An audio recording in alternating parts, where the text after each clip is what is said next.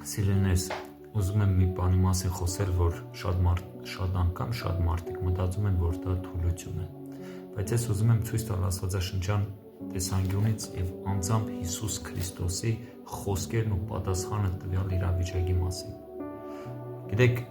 դա գրված է Մատթեոս ավետարան 15-րդ գլուխ, ու ես կկարտամ 16-րդ խոսքից։ Նայեք ինչ ասում է.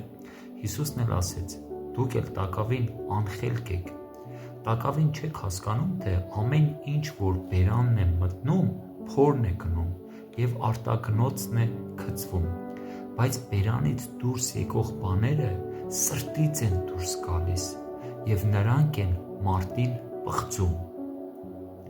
որովհետեւ սրտից դուրս են գալիս չար խորհուրդները, սպանություն, շնություններ, պոռնիկություններ, գողություններ, սուտ վկայություններ, հայոյություններ,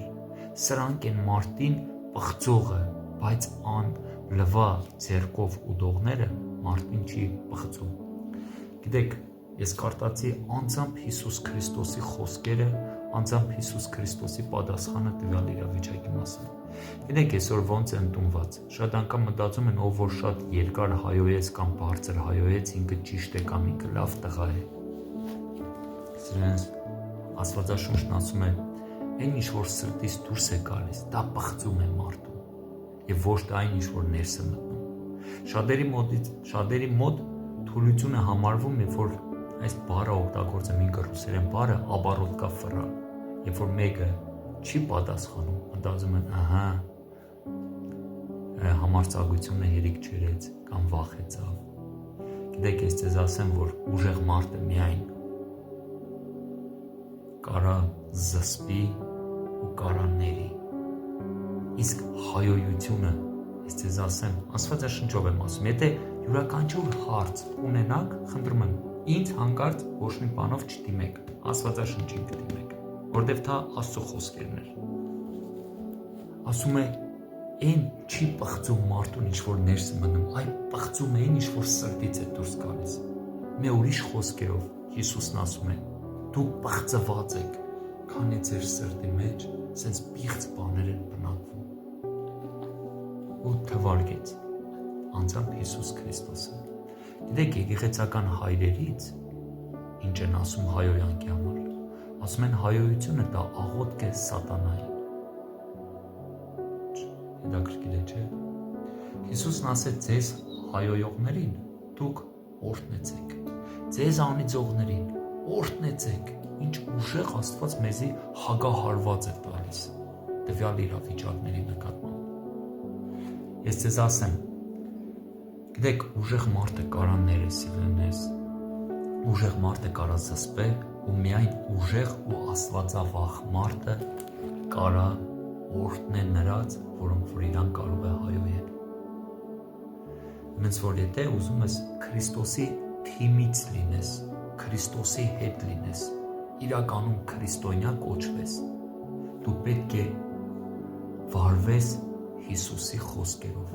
այն արժեքներով, որ Քրիստոսն է մեզ տալիս, ու ճիշտ ընտրություն ու որոշում կայացնելով, Քրիստոսի խոսքերով ապրելով։ Ուղղակի շատ բան եմ ուզում ասեմ, այս հայոյանքի վերաբերյալ, բայց իրականում մեր ժամանակները քիչ է, ու հասկանում եմ, ու չեմ ուզում ձեր գլուխը շատ անգամ տանել։ Ուղղակի ուզում եմ այսքան մի փոքր նրանց, որոնք որ մտածում են, որ հայոյել է, դա սենց մի հատ մեծ կերպնական բան են անում, էլի։ Հայոյությունը դա թույլ մարդու դրսևորում է, որովհետև ինքն իրան չի կարող ղեկավարի ու կամ է կառավարի։ Ոնց որ Հիսուսն էր ասում, անոթը, բաժակը պիտի դրսից մաքրված չեղնի, արմանի դուխիով ցանված, այ ներսը պետք է մաքուր լինի։ Այ երբ որ ներսը կեղտոտված է, իմ աչքերով չէ, իմ խոսքերով չէ, Աստվածաշնչյան խոսքերով, դու պիղծ ես, ու քեզ պետք է մաքրվել, սիրելիս։ Ու ինչ անես, որ մաքրվես։ Կարդա Աստվածաշունչ, ծնկի արի ու ապաշխարե Քրիստոսի առաջ, ասա ներիր ինձ Տեր, մաքրիր ինձ Աստված, ու ոնց որ Սաղմոսների մեջ է գրված, որ Աստված նոր երկ կտնե քո շուրջ։ փոխի քո բառապաշարդ եւ քո լեքսիկոնդ։ Ես օրհնում եմ քեզ ու խնդրում եմ, որ իրականում լցվես Աստծո խոսքով, Աստծո կենտանի ջրերով ու դառնաս այն ուժեղ մարդը, որը որ Քրիստոսն էր։ Գիտեք, ամենալավ տղեն այս ամբողջ աշխարհի մեջ դա Հիսուս Քրիստոսն էր։ Գիտեք, Հիսուսին հայոյեցինք, մենք հայոյեցինք, ինքը մեզ օրհնեց։ Հիսուսի մորուքը պոկեցինք,